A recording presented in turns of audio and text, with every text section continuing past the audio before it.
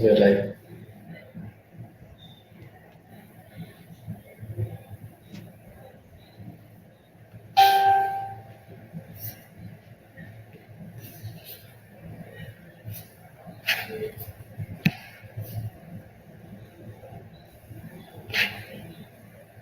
Okay. I think the broadcast will start soon, but it is 4 p.m. when we go live. I mean, when people are expected to I join. just So checked. Just yeah. check the Facebook page and stuff. Yeah, with you.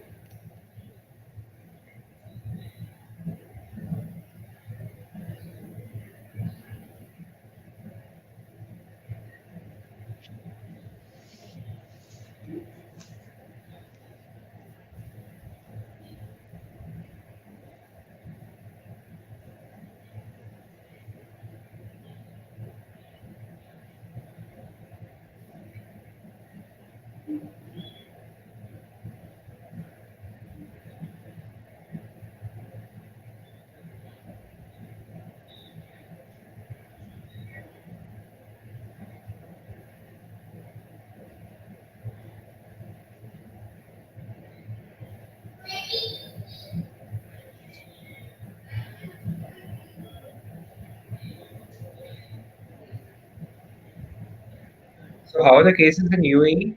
They're all stable now. So until a week ago, I think we were averaging in the low hundreds, 180, 160 times, which was Okay. great. And the maximum peak that we hit during somewhere around March, April was 1200. Okay. But for the last week or so, we've gone back to 500 or something. So, which is the alarming sign. 500. But I think for the last 2, 3 months, to be honest, UAE has been completely open. So from swimming pools to they've Everything. opened everything. Yeah. And I think the fact that we are also a tourist economy makes a difference to the policy making. Let's see. Hopefully, this doesn't go very bad. The mortality rate, I believe, should It's be far much lower, under. far lower. Yeah, I think with a lesser population, the fact that the infrastructure I think is fairly in place from a healthcare point of view, I think that helps. That Uh, really helps. right. And they did some 6 million tests, whereas the population itself is some 11 million. So half of the country has already been tested. I think that's a Right. big thing. Right. Right. So in Bhopal, we have a Sunday lockdown. So all Sundays are under lockdown. And I think we had a 10-day lockdown in the end of July. And that happened primarily because the hospital beds were full. And Yeah. they didn't I mean, open. I am fairly familiar with the situation. I am not about Bhopal particularly, but India, yes, because my family stays in Hyderabad still, and we lost a family member 2 months back because of COVID. So it's a, I mean, we've been Okay. through that horrible time.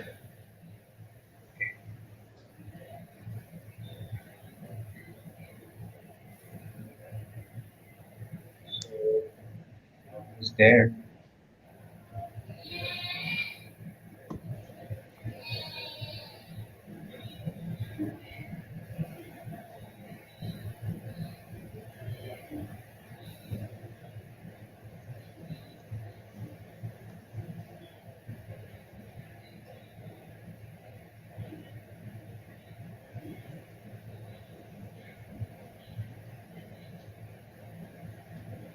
So Harshit, are you also a lot into sports? Yes, sir. I believe he's a Virat Kohli fan and a badminton fan and volleyball or basketball. Okay. Good. The volleyball. So have you thought about any careers in sports? Actively thinking Sir, about it? previously, I want to become a cricketer. Okay. So, but Now? nowadays, as COVID scene is there, so no practices are there. Okay. But But that's applicable for everyone. that's Cricketers applicable have to not Virat left Kohli their also. game. Yes, sir.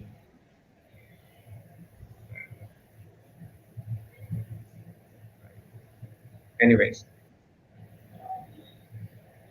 I guess it's four. So let's start. And hello, everyone. This is the Coffee with series as usual on Saturday. And today we have a very special guest with us. He is Zafar Hussain. and he's special because his background is although maybe a very typical background, but he's doing something which is middle of the track for most people of his background. So let me introduce him. First, Zafar is from Hyderabad, and he is a numbers guy. He has always been in love with math, but apart from math, sports has been one of his passions, and he's a sports fan at heart. Uh, and But being an Indian kid, naturally, yes, and with family pressures, etc. Yeah, he and being good at math, naturally, he went for the medical entrance exams, and then he ended up at at NIT Trichy, and he did a BTech there. And later on, he went on to work with BHEL, and I think he was in BHEL Hyderabad. But I guess in the government setup, etc., he got bored soon. But he did keep in mind his two passions, that was sports and mathematics. Went on to do an MBA with ISB Hyderabad in the year 2015. And I think after that, things really opened up for him. And he is the best one to talk about his experiences there on. He did a long stint with Star Sports and did some interesting things there. Currently, he is with the International Cricket Sub Council, ICC, and he is stationed out of Dubai. Today, although a working day for him, he has been kind enough to take out time and talk to us, uh, talk to our student Harshit here, who also happens to be a sports fan. So I will leave the stage all for both of you. Please go ahead and all the best to both of you. Thank you. Thank you, Thank sir. you, Jason. Thank you, Jessa. We are pleased to have Mr. Hussain with us today. I am Harshit Pathak of grade 9 from Asnani School. We Asnanians have prepared some questions for you, sir. So let's get started. My first question for you is, they say do what you love and love what you do. Why did you decided to join the sports industry from an engineering background? Is it very common? Well, I think I should thank you for answering most of the questions for me. You said do what you love and love what you do, and I think that has been the guiding principle for me, to be honest. And if you look at this the question of yours, I think it comes down to two things. There's a professional side of yours where you are good at some things. You might be good at marketing, you might be good at numbers, you might be good at finance, you might be good at something, and you can do something in that area which gives you a professional satisfaction. And then there is a personal side of yours into hobbies that you really like. It could be reading, it could be movies, it could be sports, it could be painting, it could be music. And that is something that gives you personal satisfaction. So, I mean, as a kid, I was always on the side of sports when I was growing up. From trying to finish the homework early to go and play that extra 15 minutes or to get up at 2 or 3 a.m. in the morning to watch the India New Zealand matches by setting up an alarm and making the whole family up. I've always been a die-hard cricket fan, sports fan that way. But I think, as Jay was mentioning, I think with most Indian families, it's always been that sports dekha jayega. It all comes later. It's first focus on education.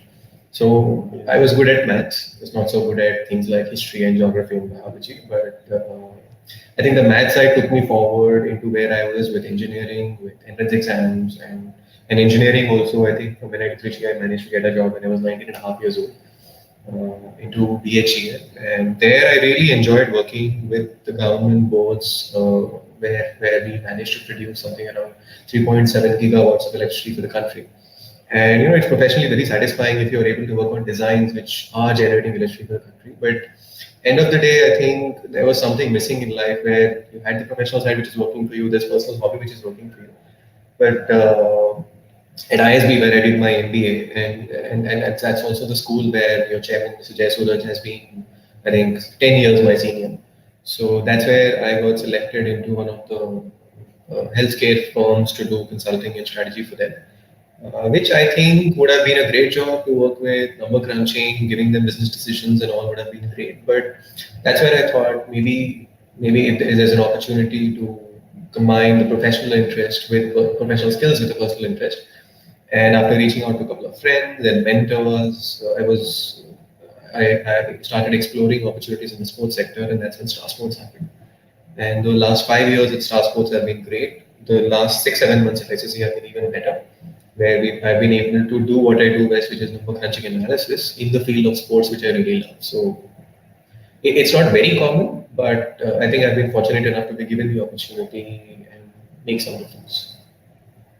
Thank you, sir. So, my next question for you is you mentioned that you like maths and now you're working for sports. What is that you do with sports and from where does maths came into the picture?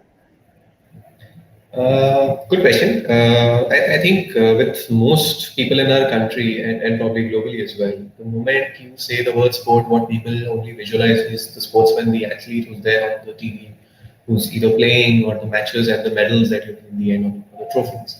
But a big chunk of the sports industry happens behind the scenes, which is to make sure that the whole setup is there. The organizations are staged, they are broadcast, the money comes into it.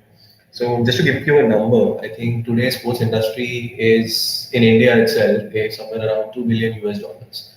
In rupee terms, it will be somewhere around 14,000 crores. It's a lot of money. I mean, if you were to have a magical fairy come and give you 1,000 rupees every hour, every day, for you to collect the same amount of money that is the current size of the sports industry today, it will take you 16,000 years. That's the kind of money that is there in the sports industry today, and it is supposed to, I think, become 10x in the next 10 years. So it's a fast growing setup. And wherever there's money involved, obviously you need business tools, the systems in place, and planning and all to happen. It's not very different, to be honest, from a regular any business. So, for example, if I was setting up a grocery store in your neighborhood, in your colony, I need to do two, three basic things. I need to look at uh, what do consumers buy? Is it vegetables? Is it the atta chawal? Is it stationery items? What do they buy? And where can I get them from? Do I go to a wholesaler? Do I go to some other city and get them? And once I get them, what price do I sell them at? Because the moment you decide to sell them at a lower price, you eat away into your margins, your profitability reduces. But the moment you sell at a very high price to increase your profits, you have a chance of losing your consumers to the neighborhood store. So similar decisions also apply in the world of sports, where if let's say the last 5 6 years that I worked with Star, it was very similar. So you replace the grocery with a property like the IPL or the Wimbledon, and the neighborhood store here happened to be somebody like a Sony channel, and my shop was Star Sports, where we had to decide what is the right property for us to buy, how much can we buy it for, how much can we afford it for, and once we buy it, once we show it on the channel, find out some estimates of how many people will watch, and hence, if depending on how many people will watch, what will the advertisers pay, and depending on that, do that math to see how much we can afford. So it's broadly the same math. I mean, in business terms, Jay and we'll agree that there are fancy terms for that, like valuation, ROI, and all. But ultimately, it boils down to the same math that you guys do, which is there's a cost, there's a selling price, and there's a profit. That's all it is. It's math. Thank you, sir. So, moving ahead, why did you choose to become an employee of ICC rather than a cricketer? Uh, ICC is something that happened to me 6 months back, whereas I always wanted to be a cricketer, I think, when I was 6 7 years old.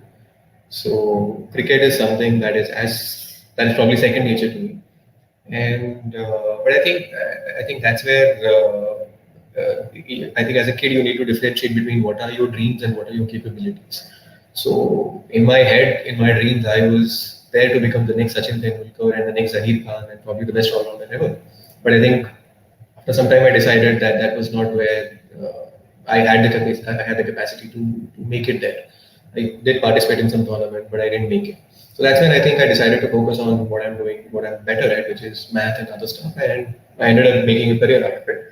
And it so happened that, as I said, after my MBA, I decided to explore opportunities in sports. And then once somebody told me about ICC looking at building their strategy team, I think that was a perfect dream come true because I do what I do best, which is some sort of number crunching, but I do it in the world of sports. So it's perfect, right? I mean, what is your favorite subject?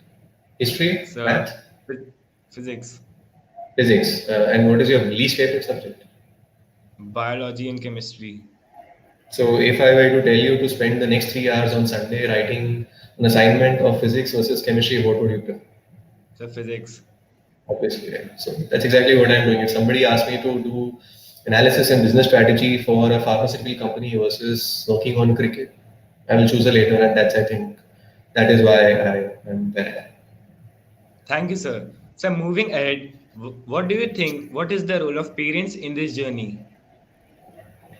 Here, I think let me step back. Let's look at two countries, India and England. You can take a guess on what is India's population today. 1.5 billion, 1.4, yeah, 1.4 billion. And England's population, 50 to 60 million. about that. So roughly 20 times India is bigger in terms of population. And guess the number of medals that India won in the last Olympics, 2016 Rio. 3, 2, Two. And England, more than 10. they won 67. They were number two in the tally. So Wow. having a country with a population 20 times lesser the size of India, they were able to manage 30 times more medals than we did. Why do you think this has happened? So cause of investment. So yes, there are a couple of, three, four reasons to be honest. The way they are a much farther developed economy compared to India, uh, their investments in sports have been great. Focus has been good. But I think end of the day, it all boils down to one fundamental mindset that we have in a society towards sports. And for good or bad, I think age-old saying, that पढ़ेंगे लिखेंगे बनेंगे नवाब and Yes. खेलेंगे कूदेंगे होएंगे खराब. Yes. That has been unfortunately the way sports is looked at. It's always been looked as an extracurricular. The moment you call it extracurricular, I think it's by default seen as a distraction from the curricula, which is your studies. And it was true in my case as well. There were many cases when I used to ask my parents to, say that let me go out for half an hour and play something and come back. And the standard answer used to be, if you have half an hour, why don't you use that to revise some concepts or study something, Yes. do something else? So I think that mindset needs to change, and this is I think what is different in India versus other developed economies, where sports is not seen as extracurricular, but it is a very integral part of the curriculum. So there are courses, there are credits. It's part of the overall graded score that a student is evaluated upon, and so what sports helps you is basically, other than the whole thrill and the entertainment side of it, it also helps you build a physical and personal side of yours, a mental side of yours, to be honest. And that is very helpful growing up. And in today's world where each child has an app, everybody has something to watch on YouTube, and the favorite pastime seems to be some random cartoon or some series, I think sports is even more important today. And I think parents are realizing that mindset of sports as a deviation or as a distraction, I think, is changing in a good direction. I have my own friends and colleagues in Bombay. I had one guy who literally had his home in Bombay 10 minutes from his office. So he used to just walk across. But then when he had his daughter, who was 5 years old, he decided to put her into a badminton academy. And the nearest badminton academy was 2 hours away. So he said it's okay. It's fine if she is closer and walkable, and he shifted his house all the way there, and he preferred to travel 2 hours daily up and down just so that his daughter could have access to a good badminton academy. And I think that I think are the good signs of how sports is making some leeway into the parental mindset, and I think that is helpful. Of course, now with COVID, everything has come to a standstill. But I think I'm very positive about how things will change post COVID once the world comes back. So moving further, if as a kid I want to become a cricketer, what should I do? It comes down to two things, like anything in life. So the fact that if you have to be successful, it comes down to the talent that you have and the opportunities that you are given. I'll handle the opportunity part first. For any sport to succeed, you have one cycle, right? You have the top. You have the players who do really good, who win World Cups, who win Olympic medals, who win national tournaments. And when the players do well, the fans get interested in the sport and they watch the sport, Yes. they follow the sport, they follow the athletes. The moment this following and the viewership happens, obviously there's money comes into picture because people watch, advertising comes in, so money gets invested in the sport. And this money is used to then invest back into the sport in terms of providing infrastructure, coaching facilities, stadia, training, and it goes back into the building that pipeline of players, which as a pyramid form to the top of the pyramid. So and then it goes back to with a good pipeline and with a strong base of so many players coming from the bottom. You have the top guys who are doing well. So this is a proper circle, and I think cricket in India has been doing that very well. I think since 1983. I don't know if you know this, but when the Indian team won the 1983 World Cup, the board did not have enough funds to pay them or reward them. So what happened was Lata Mangeshkar had to do a concert free of charge in Delhi, a musical concert, and I think some 15 or 20 lakh rupees were raised as part of the concert, and those were given to the winning squad of the 1983 Indian World Cup. So from there till today, where Virat Kohli is probably in the top 5 or top 10 most richest athletes in the world, I think Indian cricket has come a far way. And obviously, as a cycle that I mentioned, I think all of this money has gone into building that pipeline where even the Ranji cricketers today, the coaches are making some decent money. And the moment this looks like a viable career option, people can step into it. So the opportunity definitely exists in Indian cricket.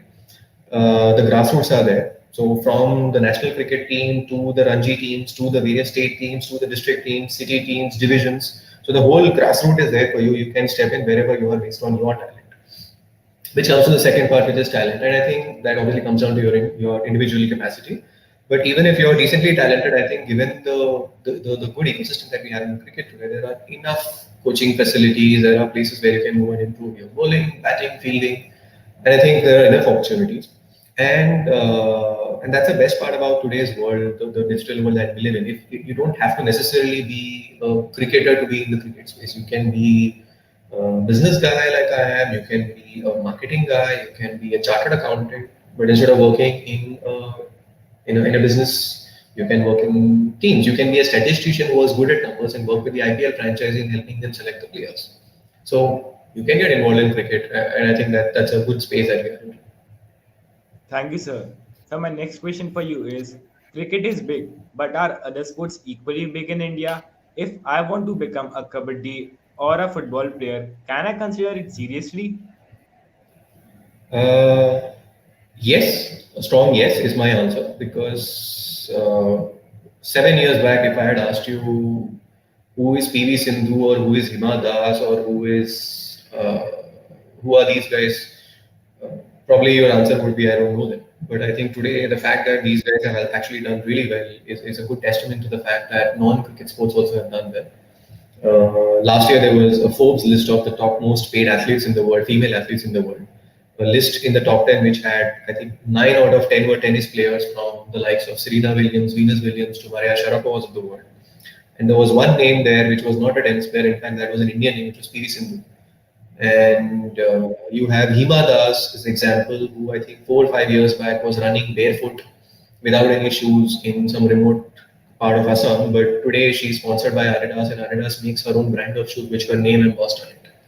And last year, when we were working with, I think, with the Khelo India Games as part of the Yes. Ministry of Sports, this thing, we heard about this guy called Nisar Ahmed, who, as part of his Khelo India competitions, I think he missed hitting the world record for 100-meter sprint by zero point 0.2 seconds. And guess who identified him? None other than Usain Bolt, and he is now training at the Usain Bolt Academy in Jamaica. So, and I think even in football and team sports like football and kabaddi, there are I think 4 or 5 kabaddi players today who earn more than a crore of salary in the pro kabaddi league. Football, Indian ISL has done wonders to Indian football. 6 years back, I think our ranking used to be somewhere around 170, the Indian team's football ranking. I think now we are under 100. So quality is definitely improving. The Yes. success is there. The people are doing great, and that is, I think, inspiring more and more youngsters to pick up the sport. It's still far behind cricket, that I agree, but I think the signs are there, and it's going in the right direction.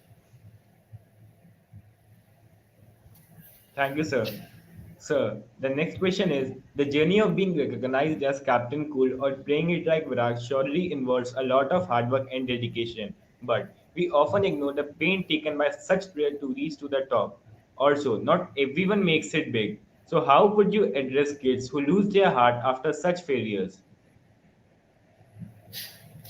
Uh, I am one of those kids. I wanted to play and make it, as I said, become the next Sachin Tendulkar or Zahir Khan with my whatever all-round skills that I thought I had. But I think it's very fairly soon in life, somewhere around ninth or 10th standard, I realized, and that's where it comes back to. It's one thing to dream and it's one thing to realize what you're good at. Yes. So, fortunately, I think my parents helped me realize what I'm capable of, what I'm good at. But at the same time, they also kept advising me to not lose my hobby. So, sports continued to be a critical part of my life. As I said, you can still be involved in cricket. You can do various things in your professional life, and but do that in the world of cricket and be closer to the game. And it takes a lot of practice. So the Virat Kohlis and the Dhonis and the Sachins of the world have not come there just by sheer luck. I mean, there's a funny incident that comes to my mind. There's this 10,000 rule, 10,000 hours rule that people talk about. That for you to become a professional at any particular thing, there's at least 10,000 hours of practice that goes into it. I think with Sachin, it was far, far more than that. There was an incident where Harsha Bhogle asked him why he doesn't prefer having a bye runner when he gets partly injured. And so Sachin generally prefers to run by himself even if he's tired and slow. Unless he is literally not able to run, only then he goes for a bye run. So Harsha Bhogle asked him why is that the case? To which Sachin's response was, after having played for so many years, after having I know what each delivery is, and even before the bowler bowls, he knows what shot he's going to hit and with what power and at what speed. So he knows the speed with which the ball will travel, and only he knows how many runs he'll be able to take. So for that to be felt by another batsman who's helping him run, I think that miscommunication can create problems. Whereas I think I who know how hard I hit the ball or how slow I hit the ball, I can do better. So I think that practice makes a lot of difference. You could be talented, you could have that practice, and you can become the next Virat. But even if you don't, I think you don't have to give up. You can still be stay connected with your sport and play to your strengths. Sir, can you share any interesting interaction or an incident involving any athlete that you know personally and how it impacted you? One story that comes to my mind is the story of the current Indian national coach for badminton, which is Mr. P. Gopichand, Pulila Gopichand. Before he became the national coach and coached all the players that you see in the Indian badminton space today, he was himself a great badminton player. He was India's #1 player. He won the All England Open. He did lots of things. But unfortunately, this was way back in the I think 90s or early 2000s, actually 90s, where the sports economy. I mean, even cricket wasn't as big as it is today. So Yes. badminton, I don't think was as developed. So you did not have the economy, the infrastructure, the academies, training facilities. He hardly had it.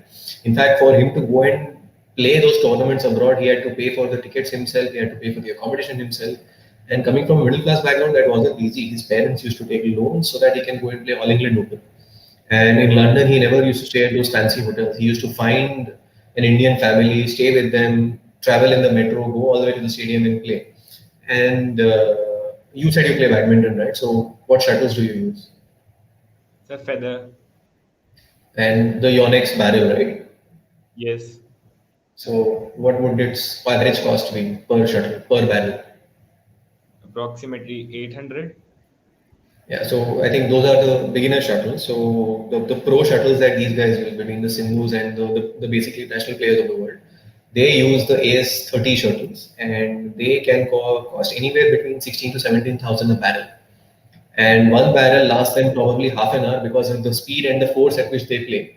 It gets demolished within half an hour. So imagine the cost of shuttles alone that he would need to just keep himself training and keep him at the top of the game.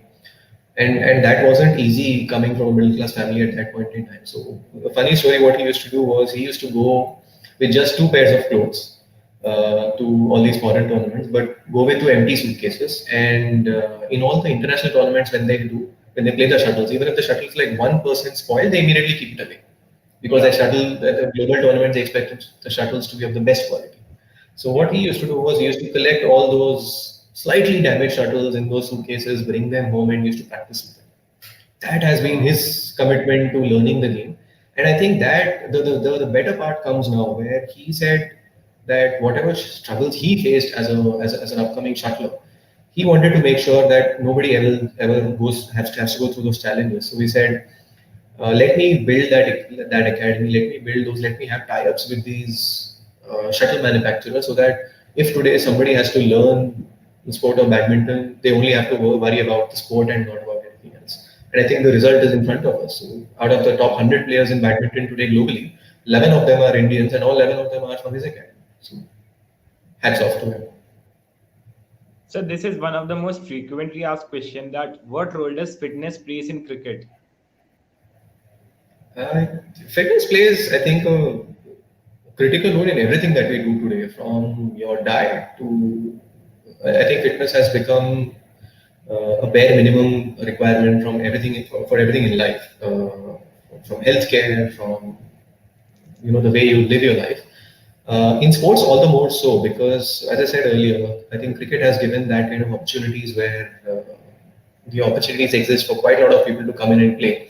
And with more opportunities comes in more competition. So in any competition, as Charles Darwin said, survival of the fittest. So in here, it literally means the fit guys make it to the top. And I think that you can clearly see in the way things have been played.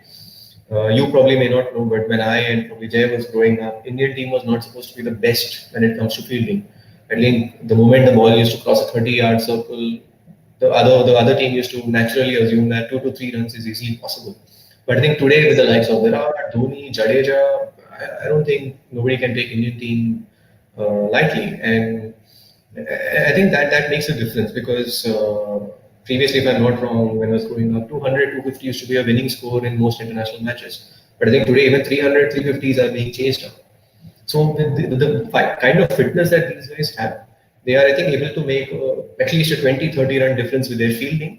And at the Yes. same time, with the way these guys run between Kohli and a Jadeja and the Rohit Sharma and Dhoni, they are also able to add those extra 30 runs by converting the ones into twos and the twos into threes. So I think that 60, 70 runs makes a lot of difference. Okay, sir.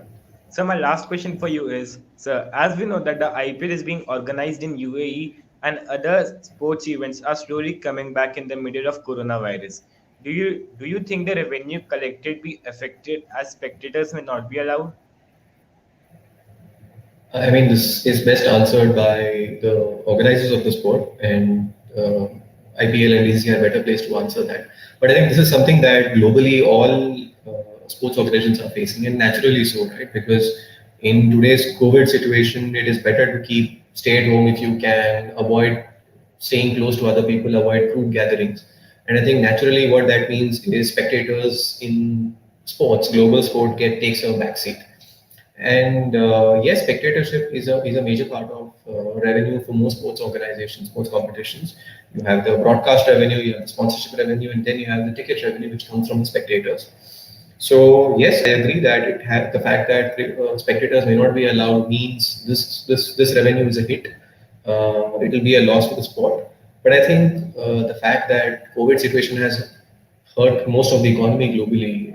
I think IMF had predicted that 195 million jobs will be lost because of Yes. COVID. So while people are losing their jobs, I think taking a hit on the revenue is still it's not such a bad thing if you are able to return to sport in this world. I think nobody would have imagined that we'll be able to come back and see IPL happen. So I think we have a lot to be thankful for. A message to everyone who's watching us live, they can ask questions and we'll be able to take the questions so that we can answer your questions. Now, sir, it's time for some extra questions. So, what is a dope test? Uh, Okay, so there's something called a PED, performance enhancing drugs. So there are some substances which are banned by various sports organizations globally, which, when taken, allow the athlete to enhance their performance. You can maintain your stamina longer. You don't get tired enough. There are so many advantages and all. But obviously, all of these are illegal because you make the playing field unfair for you versus for the other guy. So, which is the reason why all of these drugs or substances are banned by various sporting competitions. So, before any major competition, there are various sports bodies, various drug testing agencies like the WADA and the NADA. the World Anti-Doping Agency. I think they come and they take samples from the cricketers, their blood samples, urine samples, and they do test them. And I think there have been cases where various cricketers who have been found guilty of that have been given a varying degree of punishments and sanctions. The most big name that comes to my mind is that of Maria Sharapova, who was banned for, if I'm not wrong, 1-2 years from global tennis. And recently, I think in Indian cricket as well, we had Prithvi Shaw, who was tested positive and who's been serving a ban of 8-9 years. Yes, Prithvi Shaw. So broadly, that's the test where you basically you test for people if they are taking any illegal substances. Sir, what do you think? Who can be the X factor for Royal Challengers Bangalore? Honestly, I have no clue. I am not a cricket expert. Uh, but whatever little I've been reading on the cricket floors and the cricket buzzes of the world, I think they have a fairly good lineup this time. Between Virat Kohli, Yes. I think they always had a strong batting lineup with Virat, AB de Villiers, and the likes. But I think this time they have a good bowling lineup in that were Indian bowlers, not foreign bowlers, with Navdeep Saini and Mohammad Siraj, and Yuzvendra Chahal has always been a Washington winner. Sundar. I think that so yeah, Washington Sundar, yes. So I think they have good Indian bowling lineup, which probably could make the difference, and that will support them the terrific batting lineup that they have. So hopefully they'll win the tournament. But again, these are absolutely views of a cricket fan. I am no expert. So. Okay. Thank you, sir, for being with us today and giving us a sneak peek of the cricket world. I hope everybody thoroughly enjoyed the session. Stay safe until we meet next. Thank you. I enjoyed it. Yeah. Thank you, sir.